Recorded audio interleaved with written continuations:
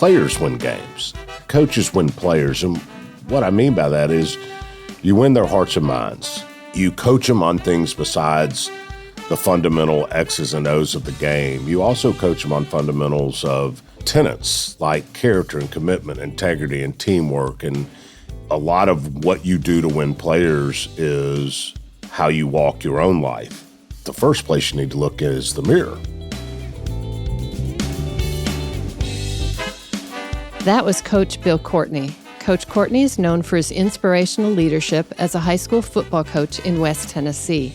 His story was told in the Academy Awarded documentary Undefeated, showcasing a football team with players from one of the poorest zip codes in the U.S. The story is a shining example of encouragement and leadership to create winners on and off the field. Learn how Undefeated is just one chapter in Coach Courtney's life and how he is intent on making a difference and crafting victories in all corners of our country today.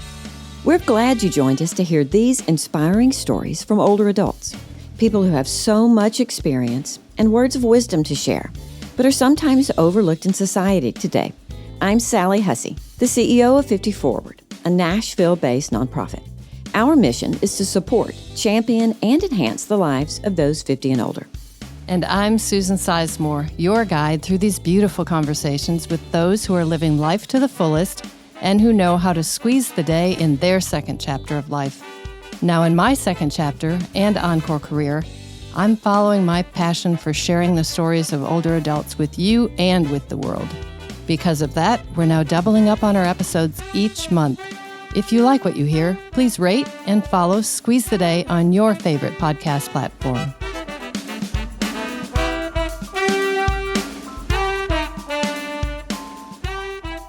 It's not every day that a podcast host gets to interview another podcast host, but I have to tell you that I've been listening to An Army of Normal Folks, and I'm loving it, loving it, loving it. And I just want to say thanks for doing what you're doing. It's definitely having an impact and making me reframe some of the things in my head. So that's a good thing. That's awesome. Thank you. And I really think that's the whole point, is that all of us reframe a little bit and maybe change perspective. I wanted to talk to you about Undefeated. That documentary really shows your remarkable coaching career and the impact you've had on your players. And some people have even compared it to the Ted Lasso series, calling you kind of a Ted Lasso type character. How do you describe your coaching philosophy and what sets it apart? Well, first, what's funny is I'd never seen Ted Lasso. And I was in New York doing some press about 3 weeks ago, and the guy said that. And he asked me, how I thought I compared, and I said, sorry, I'll answer any question you ask me, but I have no idea who Ted Lasso is. So I went home and I watched some Ted Lasso. And I get the comparison in terms of trying to draw out the best of your players in terms of people before they're actually players. And my philosophy, well, I have a number, but in general, I think players win games and coaches win players. I've never seen a coach make a tackle. I've never seen a coach throw a touchdown pass. And I've never seen a coach catch a pass or kick a field goal. Coaches stand on the sideline. They don't do any of that. Players win games. I think it's an important distinction that coaches win players. And what I mean by that is you win their hearts and minds. You coach them on things besides the fundamental X's and O's of the game. You also coach them on fundamentals of tenets like character and commitment, integrity and teamwork. And through teaching those fundamentals that last long after the days of playing ball are over, but in teaching those fundamentals, not only do you describe them and define them, but you got to illustrate them. Mm-hmm. So a lot of what you do to win players is how you walk your own life and how you interact with them and how you demonstrate the very fundamentals and tenets you're teaching them. The second fundamental tenet, I believe, is that the greatest measure of the success of a leader is the actions of the followers. If you really want to measure the success of a leader, just look at how the followers are going. And if you were in that leadership position, if you have enough confidence to measure your own success by the actions of the people that you seek to coach, that you seek to manage in business, maybe that you seek to lead in your home, your own children. If things are running amok, it's pretty natural to get frustrated and start picking at the deficiencies you see in the people you seek to lead. But the first place you need to look at is the mirror. Mm-hmm. Very strong point. You share a little bit about your journey of coaching, not only how you became a football coach, but how you ended up at Manassas, just outside of Memphis. We don't have a 4-hour podcast here, so I'm going to do the best I can to give you the Reader's Digest version. My dad left home when I was 4. My mom was married and divorced 5 times. My 4th daddy shot at me down a hallway. I had to dive out a window to save my life that night. We grew up with not much, and I struggled with a lot of insecurities as a result of growing up, kind of this strapping kid. I lettered in 6 sports in high school and never had a man to invest in me except my coaches. So when I graduated from Ole Miss, I knew that the proper mentors in my life were the men who coached me, and they made up so much of who I was. And I wanted to get my doctorate in developmental psychology, so I took a job teaching school and coaching football for a living while I was working on my doctorate. And I messed around and bumped into Lisa, who is now 32 years my wife. And we had 4 kids in 4 years. And, that's awesome, the great of a life, but $17,000 a year coaching football and teaching school wasn't getting it. So I had to get into the business world. And although coaching was still my passion, so I continued to coach as a non-faculty certified coach, but got into the business world. And in 2001, I decided to take what little bit of money I had and start a business. And in my business, which is lumber manufacturing, you've got to have a lot of industrial space, and I needed cheap industrial space. And so I bought this small plot of old, dilapidated, kind of abandoned industrial space in North Memphis, and I'm here still today. But I started here because it was cheap. Well, Manassas is a mile from here. And through a series of introductions, an opportunity came to coach Manassas. And because it was convenient and close to where I worked, I could manage the time of starting my business in coaching.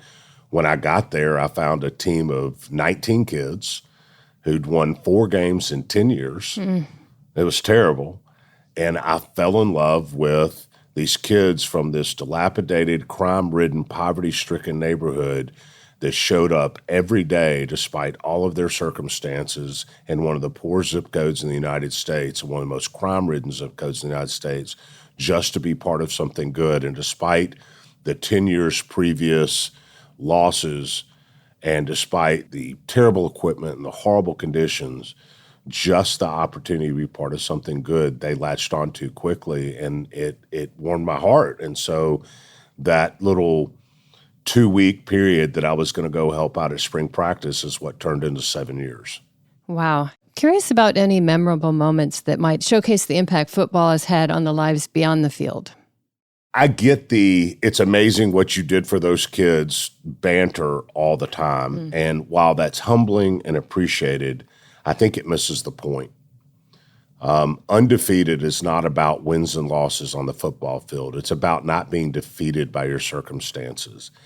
And the juxtaposition of the movie is that you have this white business-owning guy and these all-black football team from the hood, and how in the world do they come together to find success? And the reality is that I identified with those kids much more readily than I identified with my own kids' upbringing. I didn't come up like my kids did, and thank goodness they didn't come up the way I did, but it's not the lessons that I taught them, it's the lessons that I learned that made the biggest impact on my ability to be a manager and a father, to write the book I wrote called Against the Grain. But I will share with you probably the most important one. Halfway through that first season, we were 3-3. Now, I think 3 wins and 3 losses halfway through the season is pretty average, but when you won 4 games in 10 years, they thought I was kind of a fat, redheaded version of Pete Carroll or something. And so they were all buying into the football. They were yes or no, sir. Half the team was buying into the important stuff, the fundamentals and tenets we're talking about. The other half of the team, while respectful on the football field, The minute practice and games were over, they were back in the streets. And so it was driving me crazy. So I went to my guy and I said, hey, man, what do I got to do to get that half the team to buy in to the important stuff like you're half the team? And he's the guy that I had a lot of chats with early on and was always honest with me. But this time he just kind of said, oh, coach, just keep doing what you're doing. Dismissively. If you have children, you know the tone. And I said, no, man, real talk. He said, coach, I don't want to hurt your feelings. And I said, you're not going to hurt my feelings. Can you please tell me why that half the team is not buying into the important stuff like your half the team? He said, sure, coach. We're trying to figure out if you're a turkey person or not. And I said, what? And he said, coach, every Christmas and Thanksgiving, people come into our neighborhoods and they give us gifts and ham and turkey, and we take them because we don't have any. But then they leave and we never see them again. And it makes you wonder if they're doing that because they really care about us or they're doing that to make themselves feel good. And he looked me dead in the face. He said, coach, really, what are you doing here? And I want to tell your listeners, if you serve in a soup kitchen or give away turkeys on Thanksgiving or gifts to the needy on holidays, it's a beautiful thing. The turkey person story is not supposed to say that is a lost effort, because it's not. The point is, what's your motive? Are you motivated because people slap you on your back and tell you what a nice person you are for doing all this nice stuff for these poor black kids or these poor Hispanic kids or these poor white kids or whatever? In my case, it was these poor black kids. Are you motivated by the way it makes you feel? Are you motivated by how it helps you in your culture and your society, by the way people look at you because of the kind things you do? Or are you truly motivated by the simple edification of another human being who's not as fortunate as you? And the reason that story emulated so much with me is, remember what I said about the best measure of a leader is the actions of the followers. Why were those kids not buying in the important stuff? And I was mad at them and frustrated with them. And then a kid from the hood told me the turkey person story, and I had to reevaluate. And I started thinking, it is true. Anytime anybody asked me about my time at Manassas, I was all too happy to tell them that I got them winning football games, that I got them in ACT prep classes, that I got them pulling their pants up, that I got them being respectful in the hall room, that I got them doing homework. And I was all too happy telling them about all I had done at Manassas. In the meantime, I got kids getting called sellouts. I got kids being called chumps for doing homework. I got kids who were changing their ethos because of the fundamentals I was demanding of them.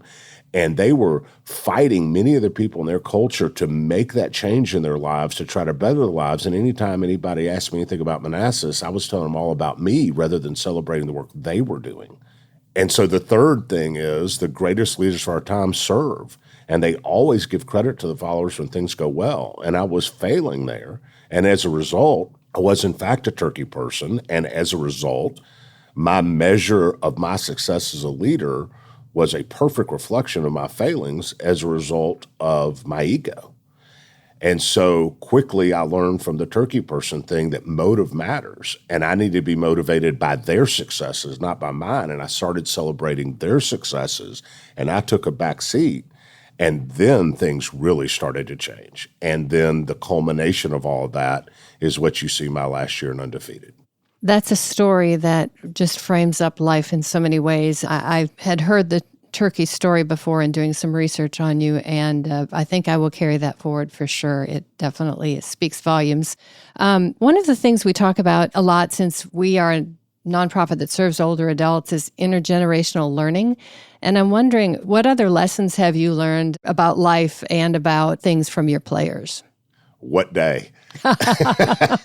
You learn something every day. There's a story under every helmet.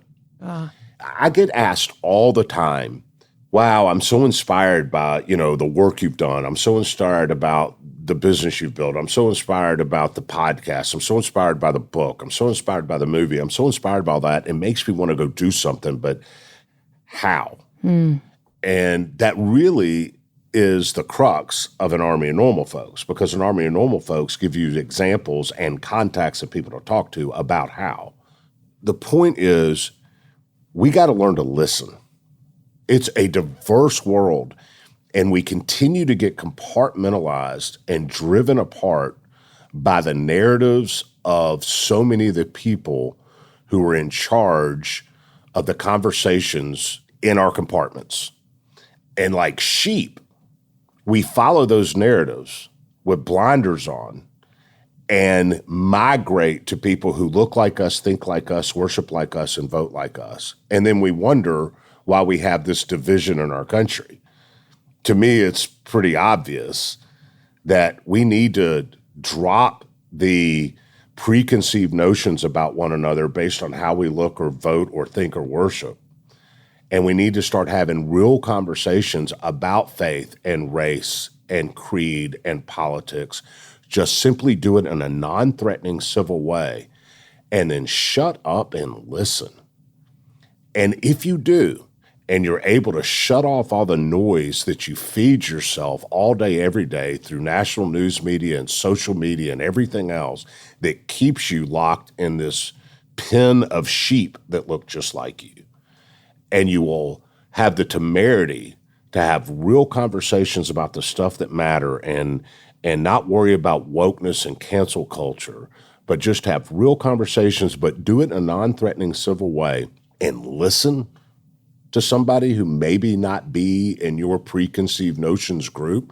You might find out that we can celebrate one another's humanity despite our differences. And I'm 54, and I learn every day. And I learn as a result of just being willing to listen to people who aren't like me and consider where they come from and why they think the way they do. And that is where the greatest growth in our life can happen.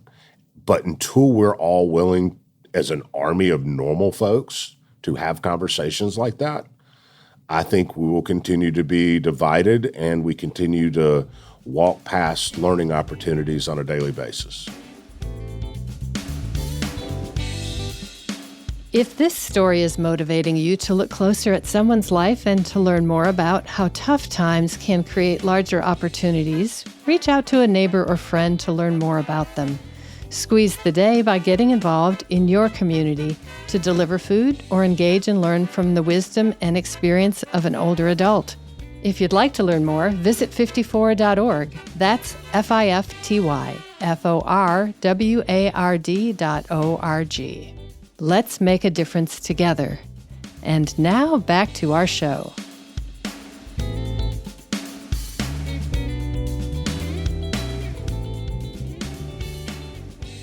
One of the things that I noticed is the fact that you work to promote not only inclusivity, but compassion for people within your sphere of influence. And I'm wondering, how do you establish trust or build camaraderie and compassion within a team that is so distinct? Well, I think compassion begets compassion. I think there's a lot of ways to get there for a lot of people with a lot of different ethos. I also want to say to you that listening to another person's fundamentals and tenets and values and the core belief systems on the important things like race and faith, just because you listen and you can understand and you can empathize does not mean that you give up on your own. Understanding a different viewpoint is different than giving up on your own. I'm not saying you give up on the way you think or believe or feel, but you can certainly empathize and understand another one's if you have an open mind through conversation, and that begets compassion. Now, for me, I'm a Christian, and every night I lay my head on the pillow and ask God to forgive me for the 96,000 things I did that day that were wrong. And the way that leads to compassion is the belief set that the entity that I think is the creator and ruler of our universe, I have grown to not only accept, but expect forgiveness from who I think designed and grew the universe every single night. Now, what kind of hypocrite would I be to expect and accept forgiveness and grace from who I think is the ruler and founder of the universe, and then not turn around and give that every single day to every other failed human being walking the face of the planet? To me, that is compassion by being introspective, not wearing my faith as if I'm some kind of perfect person because I go to church and I have a faith. No, I have faith because I need it. And the same things I get from my faith that I need, my fellow man needs too. Now, whether they're faithful or not, whether they're Christian or not, does not mean that I can't give them the same grace and compassion that my God gives me. And if you walk that life and you listen and you're introspective and you serve and you do all the things we've talked about, I think you have a shot at mending fences. Mm-hmm. So it seems like you've had a lot of adversity in your life, and I'm curious to know what skills you bring that not only motivate yourself and your team, both individually and collectively. You know, I lettered in 6 sports in high school. I was not the best on any one of those teams. I was good, but not the best. I made pretty good grades and scored okay on college entrance exams, but there are a lot of people smarter than me. You know, I just refused to stop. Mm-hmm. The founder of Holiday Inns is a Memphian. I'm from Memphis. He's a Memphian named Kemmons Wilson. And the reason Holiday Inns was ever founded is he took his 5 kids and his wife on a trip from Memphis down to Florida back in the 40s. And back then, you either stayed at really nice high-end hotels like the Plaza, or you stayed at something that looked like the Bates Motel. And most people stayed at the Bates Motel but they didn't know if they were going to have a TV or a pool or color TV or radio. It's just every one of those little family-owned Bates Motel type things were different. And he said, you know, this is stupid. The common man in the Ford taking their family on their weekly vacation every year should have a place that they know it's the same every time. And his concept was the Holiday Inn. Dorothy, his wife, made the first bedspreads and everything else. And it is now all the places we stay, the Marriotts, the Hyatts, everything is a result of his concept. I got to have lunch with him one day before he passed, not too many years ago, and literally was at an FBO that he owned, and his jet was sitting outside, and I'm having lunch, and we were talking about success and things, and one of the things he said was, you know, Bill, if you want to be successful, you only have to work half the day. And I'm like, sign me up. You got a jet, you're a billionaire, you did all these things, half a day. He said, yep, doesn't matter if it's the first 12 hours or the second 12 hours, just work half the day. And I will tell you, I think fundamentally, don't ever give up, do not stop, and be willing to employ whatever skills you've been blessed with longer than your competition. Just be willing to outwork them, have some compassion, listen, have some introspective, see yourself for what you are and see the people you're working with for what they are, and be honest about both of those things and work. Good advice. Let's talk a little bit about second chapters. A number of people in life currently talk about second chapters being something that defines them maybe after their professional career or their encore career. And I'm wondering, is that what an Army of Normal Folks is to you? I don't think it's second chapter. First chapter was growing up the way I grew up, and at about 20, looking at the dysfunction and the adults who had completely screwed up their life all around me and saying, you know what, I can fall prey to that, or I can say, I dismiss that. So I'd say that was the end of chapter 1 for me. Chapter 2 would have been coaching and then flipping to the professional world. And then chapter 3 would have been how the world opened up to me after winning the Academy Award for Undefeated. I remember a guy walking up to me that's now actually one of my agents, and he said, you know your life's never going to change, and you're going to need representation. And Lisa and I looked at each other and thought, that's the stupidest thing I ever heard. And a week later, we were calling him back saying, help. And so that would have been the end of chapter 3. Writing my book was into chapter 4. And I would say An Army of Normal Folks is chapter 5.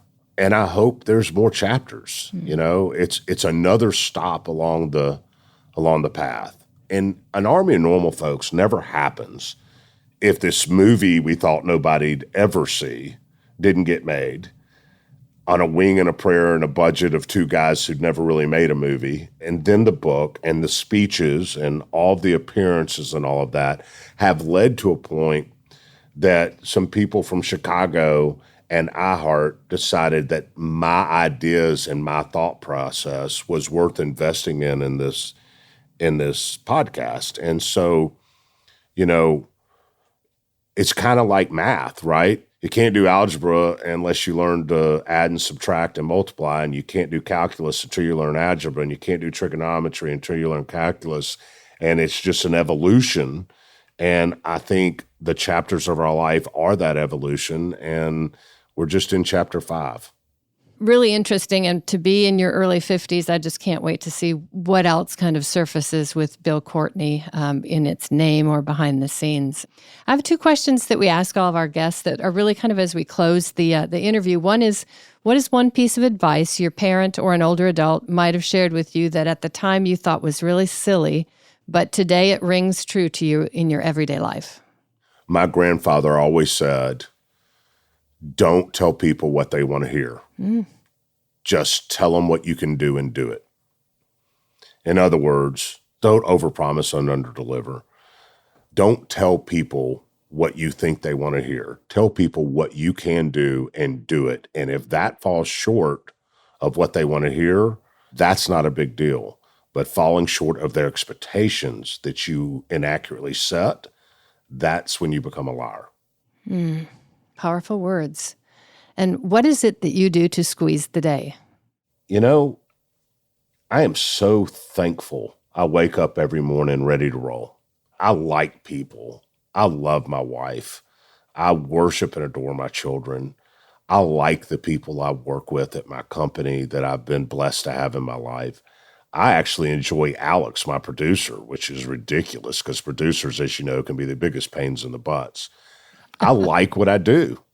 You know, I like life. And when you like what you do, I firmly believe when you're engaged in things that you enjoy and you take a moment to reflect on how blessed you are to have these relationships and these opportunities in your life, you just attack them every day, all day. So, I mean, I literally wake up and I try to get out of the shower as fast as humanly possible so I can get in my vehicle and get going as fast as humanly possible to squeeze every minute out of every opportunity of the day to go to work, to have some measure of positivity on the people around you, and to soak up all of the goodness that people have to offer you.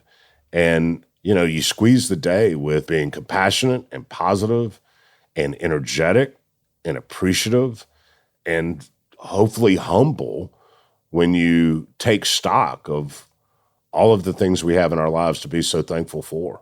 I'm going to add one word of caution to that shower. Slow down, don't slip.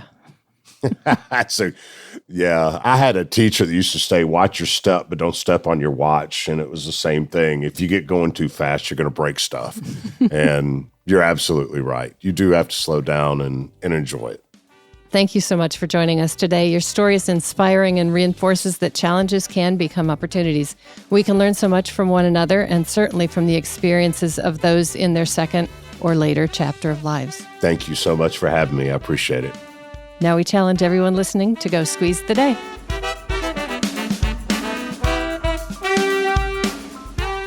Squeeze the Day is made possible through listeners like you.